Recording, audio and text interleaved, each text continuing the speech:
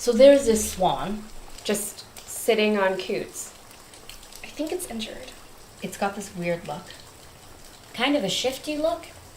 Like it doesn't belong. There's just this brace on its wing. Like someone tried to give it a second chance. And for some reason, we've become really enchanted with it. Because it's wounded. It's hurt. I mean, it's trying to get better. But it's hurt. And then, It had been a while since I had really read a script, read a project, and felt that same excitement where it was like, I want to produce this. I want to be a part of putting this show up. So 10 years ago, someone tore apart a swan with their bare hands in the middle of this lake. And this club wasn't able to solve a mystery, and they vanished, and they just split apart. 10 years later, they all vanished.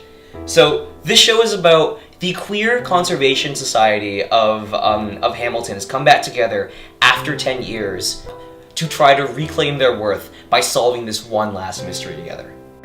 It's weird to grow up in a culture that you don't exactly fit into, and it's interesting to see what happens to the people who stay in those communities. It's a horror, which is interesting. It's also interesting to be in a horror, and it's suspenseful. You never see horror on stage. Like, that's something I'm really excited to share with an audience. We want to be able to give as much into this project as we possibly can, and to do that we need to be able to fund the artists working on it. You should fund this show because it's a group of young people who are actually trying to create a story that is important to them and that is kind of fantastical.